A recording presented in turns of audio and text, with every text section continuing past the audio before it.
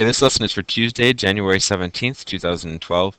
Today we're going to be going over an introduction to waves. We're going to talk about different wave characteristics. Um, we're going to be using something new. We're not going to be going through a PowerPoint today. We're going to go through a Prezi, and I know this is iPad friendly and it's friendly with most smartphones, with the exception of the iPhone as of yet, because it uses Adobe Flash. We're going to go ahead and start by taking a look at this wave presentation. So if we click on that link, it'll take you to this page. You can actually full screen that or make it bigger right there. And the introduction to waves, like I said, we're going to start by talking a little bit about waves. So in this video, this is a video of the tsunami that hit Japan. You'll notice there's a bunch of water, obviously, from this wave. This huge wave that hit Japan from an earth that was caused by an earthquake out in the ocean. This wave obviously has a tremendous amount of force. It's pushing cars, buildings, caused an extraordinary amount of damage when it hit Japan. We're going to talk about different ways that we could actually describe this wave and other physical waves today. Again, we are going to be talking about mechanical, physical waves here, waves that you can see like through water or earthquakes, things like that. There are a lot of different types of waves. We're going to get to that throughout at the end of this week. So one of the first types of waves that we need to talk about is called the transverse wave.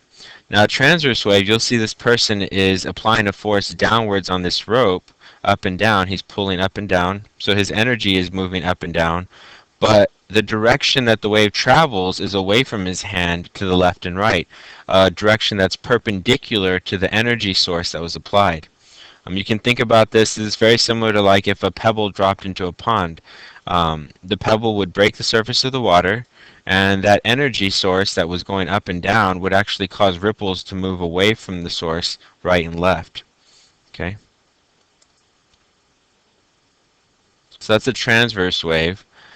A longitudinal wave is going to be a wave, if we look at this slinky, the person's moving it left and right, but the direction the wave travels is also left and right. So these compressions, as they're called, are going to move away from the energy source, right here where you're applying the energy.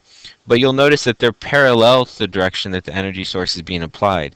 So as this person moves their hand left and right, the energy for this wave actually travels in waves that are also parallel to the direction.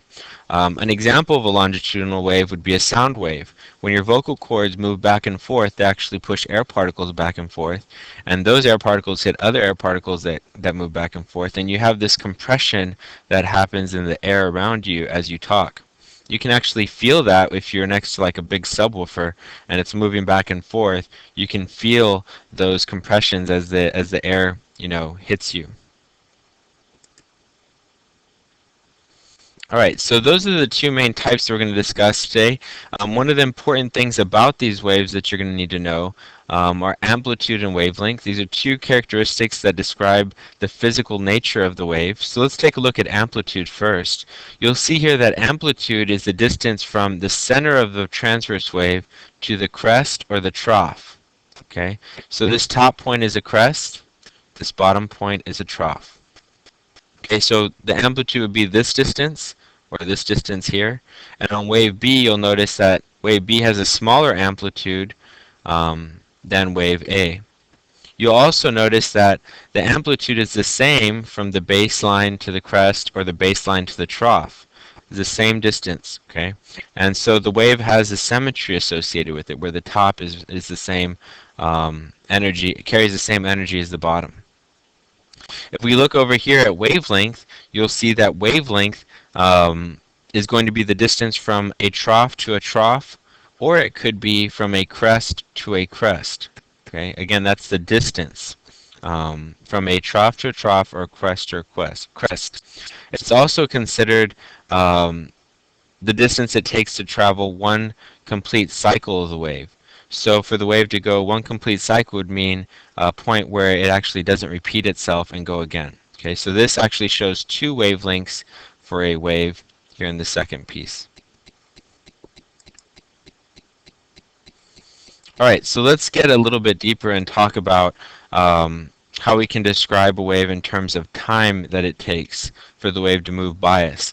So a wavelength here is from one crest to a crest, and here they're showing you the period of that wavelength. Okay, so the period for a wave is actually the time it takes for one wavelength to go by. So in this case, the period of this wave that's being shown would be 0.4 seconds. The amplitude for this wave would be, if we look over here at the baseline and go up to the crest, would be zero point 0.2 meters. Okay, so this wave has a amplitude of 0.2 meters and a period of 0.4 seconds. It doesn't show you the wavelength, but this still gives you a good idea of how quickly the wave is moving by you. All right, now that concludes some of the basic wave vocabulary that you'll need to know to complete today's assignment. If you go back to the weekly agenda, you'll notice that I have a wave characteristics worksheet here.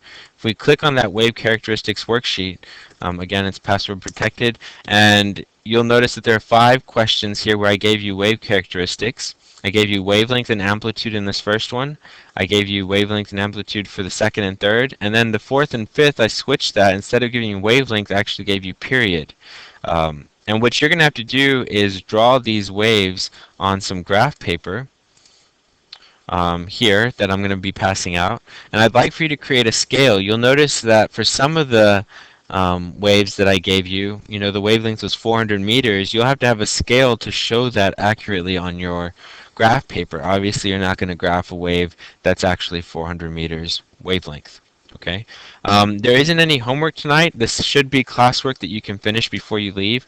However, if you're not able to finish, it will be homework that's due on Thursday. We do have an ELA benchmark tomorrow that's all day, so I won't be seeing you. But on Thursday, we're going to go over a little more depth into the period of a wave and discuss how that period can be used with wavelength to find the speed of a wave.